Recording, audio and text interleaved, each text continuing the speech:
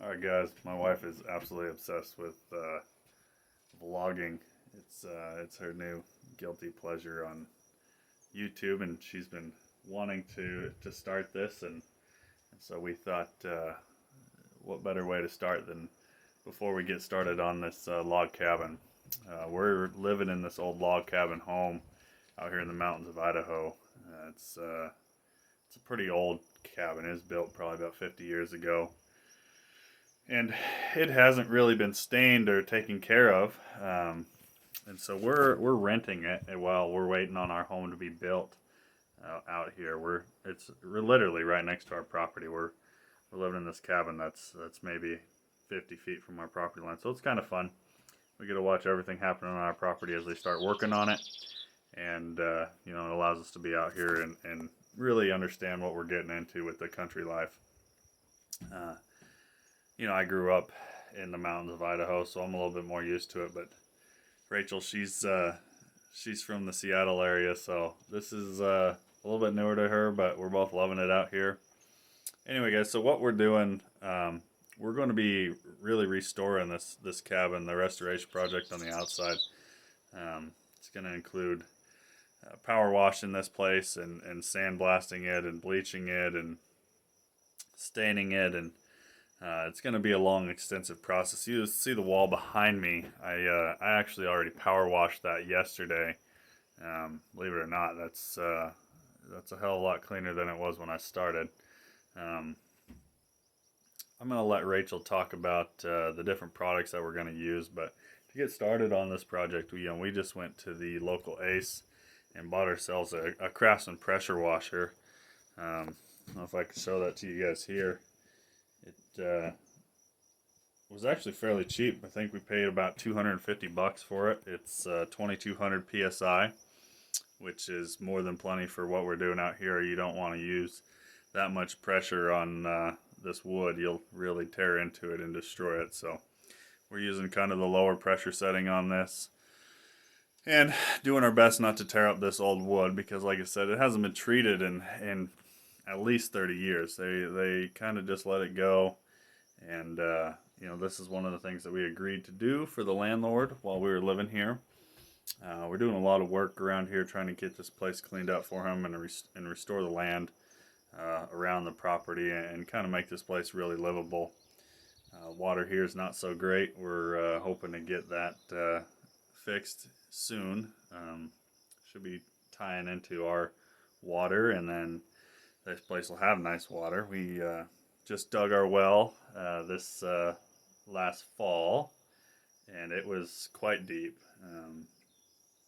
We're living in an area that has a lot of iron in the soil. It's really iron clay, so they had to go 600 foot deep.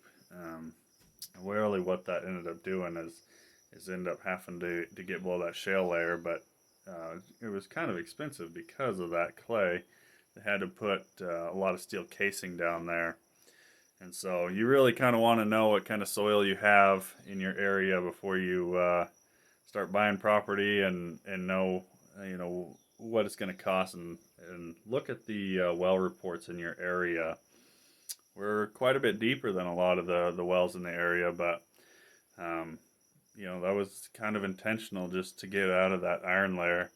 Because that water, it's we've put in some expensive filters, and we use water boosters and everything else, and we've made it usable, but it's not good. It stains your clothes, it stains your sheets, and it's kind of a pain.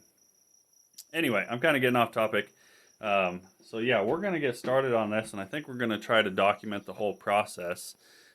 If I can get you guys turned around here. I power washed all this off yesterday. It's still kind of wet. This is chinking. Yeah, I can still feel that's a little bit wet. They say that you want to wait at least 2 or 3 days, let that dry. We got some really hot weather coming, so that's not going to be an issue. That'll all dry out. This is what it did look like. It's pretty cracked and old and worn out, as you can see, and this is all very dirty. 30-40 years of wear.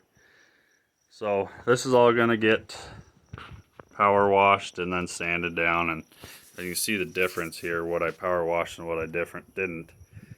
It's already quite a bit of difference. You can see that main beam there. That was done. And so we're going to start there today, and we're going to move on and hopefully get around the side of the house. I spoke on that water issue that we're having, and due to that we can only power wash for a little bit. Let me walk you around here and kind of show you. I'll show you that power washer a little bit better. This is the model. It's the 550. Awesome Briggs & Stratton motor. Those things are bulletproof. I love them.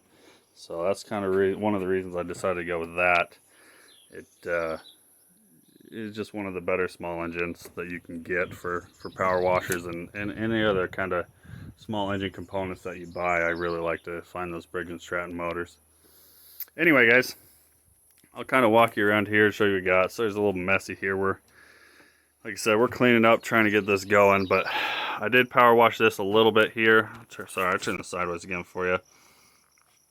I did end up having to stop. You can really kind of see the definitive dirtiness to not dirty over here. I got to get some more of that mortar.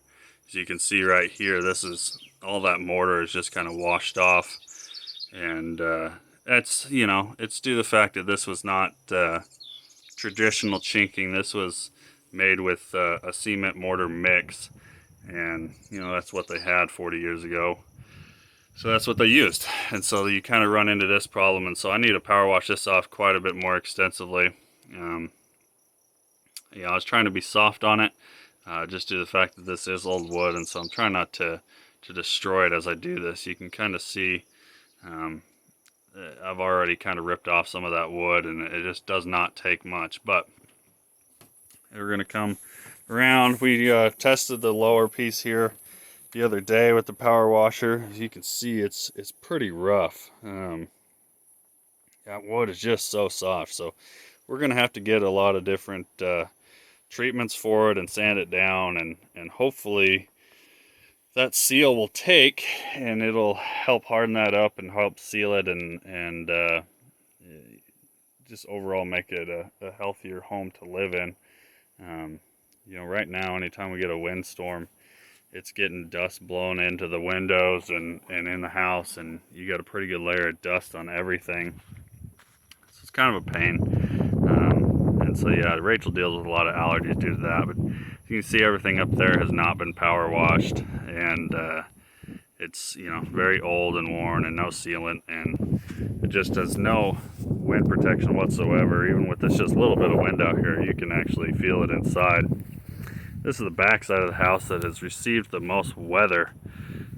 They actually replaced this and put a outside wood barrier on it, and painted it with really cheap paint. And so you can see it's flaking off and coming off, and so we're gonna have to redo all of that and take care of that. And this is a really cheap job, and it's just really unfortunate, because this is a really beautiful old wood home, and it's just kind of unfortunate that the guy they paid to take care of this really cheaped out, and so you can see it's just not well done. So that'll be something we end up having to take care of. But yeah, it's just another part of the process. So this is going to be the east side of the log cabin. As you can see, yeah, very raw. It had, like, again, no stain, no sealant, no nothing. And so this is going to all have to be power washed, and we'll take care of this. This is